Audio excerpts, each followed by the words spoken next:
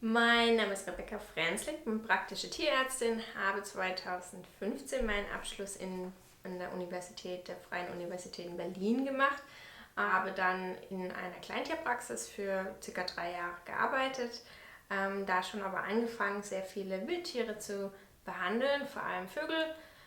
Greifvögel sind vor allem mein Steckenpferd, da habe ich dann auch sehr viele Fortbildungen gemacht in die Richtung, unter anderem in der Falkenklinik in Abu Dhabi und in den USA in Minnesota im Raptor Center.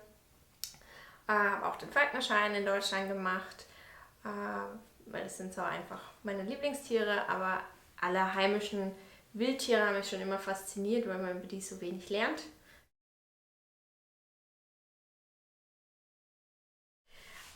Ich bin nach Wien gekommen, weil mein Mann hier seinen Doktor gemacht hat und jetzt auch hier arbeitet. Ich habe dann ein Masterprogramm angefangen an der BOKU für Wildtiermanagement und Wildtierökologie. Das mache ich gerade immer noch nebenbei und habe dann dort ein Mitglied von der Wildtierhilfe kennengelernt und die haben dann gesagt, sie bräuchten immer mal wieder ehrenamtliche Helfer und vor allem auch Tierärzte und ob ich mir das mal anschauen will und das habe ich dann gemacht. Ja.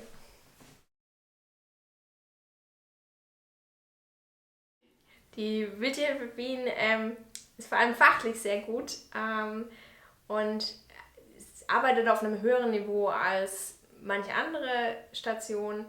Da steht halt wirklich das Wildtier im Vordergrund und diese Philosophie, die vertrete ich auch. Dass unser Ziel ist es einfach, diese Wildtiere wieder gesund auszuwildern, dass sie dort nicht nur überleben, sondern auch sich fortpflanzen und ein erfülltes Leben führen.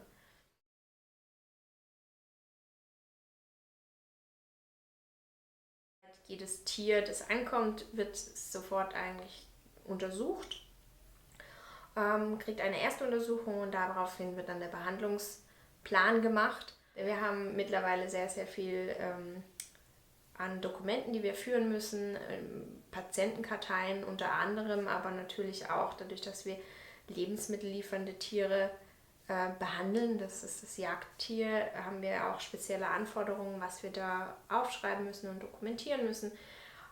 Das in Stunden hochzurechnen, wäre im Sommer garantiert über 40 Stunden in der Woche. Und deshalb kann man das nicht ehrenamtlich machen, weil da ist keine Zeit mehr nebenbei für irgendwas anderes. Und ich denke auch, man sollte gerade dadurch, dass es um Wildtiere und um Patienten geht, haben die es auch verdient, dass man seine volle Aufmerksamkeit ihnen schenkt. Und einfach auch den Patienten im Auge hat und den nicht ja, also auch seinen gesamten Genesungsverlauf mitmacht. Und das funktioniert einfach nicht ehrenamtlich. Und leider können wir alle nicht nur von Luft und Liebe leben, sondern wir müssen auch für unsere Familien was verdienen. Das ist die Relation einfach, wie viel wir arbeiten, wie viel Arbeit wir reinstecken. Das muss einfach bezahlt sein, es muss geschätzt sein. Unsere Mitglieder, die bilden sich fort, ich bilde mich ständig fort, weil immer wieder neue Sachen dazukommen. Wir lesen Papers und das hat auch eine Wertschätzung verdient.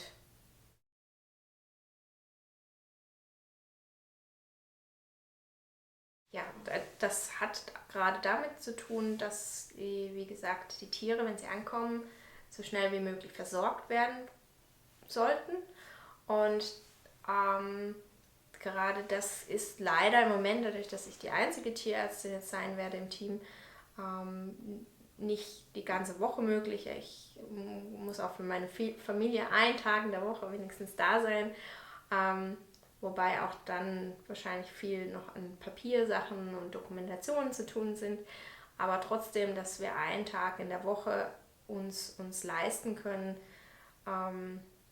dass wir leider keine Tiere annehmen können. In Zukunft hoffentlich, irgendwann können wir noch eine Tierärztin oder einen Tierarzt mit ins Team nehmen und dann können wir in Schichten arbeiten. Aber im Moment ist das leider nicht möglich und wir möchten halt einfach, dass die Tiere so schnell wie möglich angeschaut und versorgt werden, weil wenn man ins Krankenhaus kommt, wird man ja auch nicht einfach abgestellt und, und der Arzt kommt dann irgendwann, sondern man möchte ja auch, dass man gleich versorgt wird.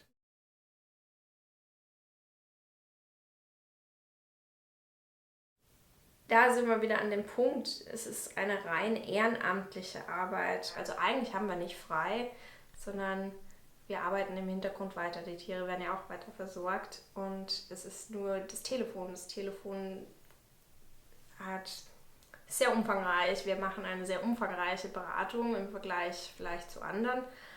Und gerade am Wochenende ist es natürlich, jeder ist gern zu Hause bei seiner Familie und dann das ehrenamtlich zu machen, ist sehr viel verlangt. Und wir hoffen in Zukunft so groß und ja, zu werden, dass wir uns das leisten können, dass wir auch Pfleger anstellen können und diese Arbeit dann auch wertschätzen können, weil das hat sie verdient. Und deshalb gerade, sagen wir jetzt mal, einen Tag in der Woche, dass wir die Telefone ausmachen und uns auf die Dokumentation und auf die Tiere konzentrieren. Und im Moment müssen wir das leider so machen.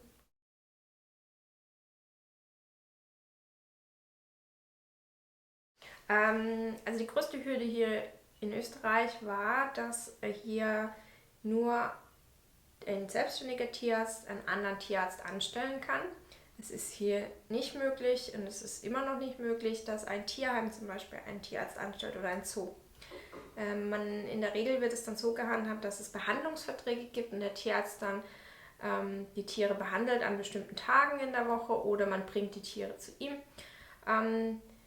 Das war für uns mit Wildtieren noch nie sehr sinnvoll. Bei den verschiedenen Patienten ist es eigentlich wichtig, dass man sich nur darauf konzentriert und dort direkt vor Ort die Arbeit leistet.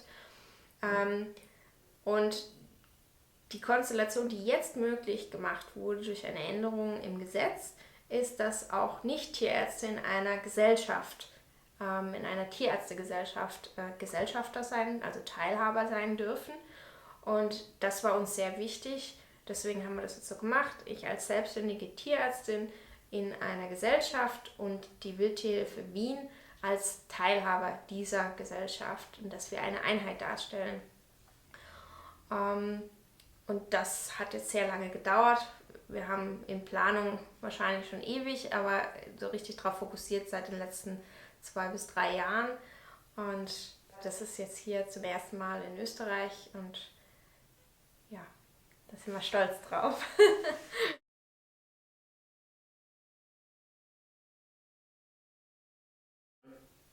Ja, und so mein Ziel ist einfach, dass mir die Verpflegung und die Hilfe, die wir den Wildtieren, den einheimischen Wildtieren geben können, dass wir das verbessern und uns immer weiterbilden, weiterentwickeln, dass wir uns da unseren Beitrag leisten.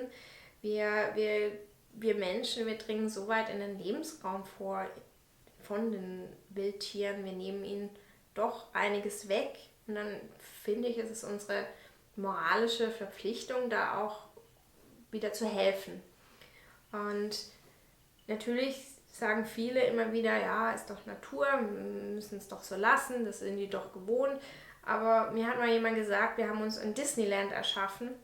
Und das fand ich immer ganz passend, weil wir haben kaum noch Natur, wie sie wirklich früher war. Und deshalb müssen wir da auch ein bisschen gegenarbeiten. Bei dem, also wir nehmen uns Straßen, wir nehmen uns Platz für Häuser, da müssen wir auch ein bisschen was zurückgeben. Wenn wir da eine Glaswand aufstellen und Vögel dagegen fliegen, ist es auch unsere Pflicht, dann denen zu helfen und auch da was zu tun.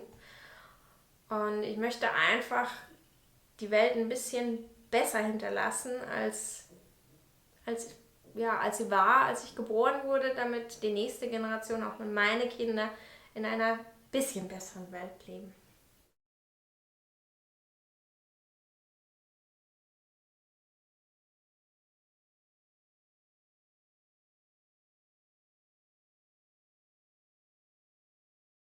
Dankeschön. Bitteschön.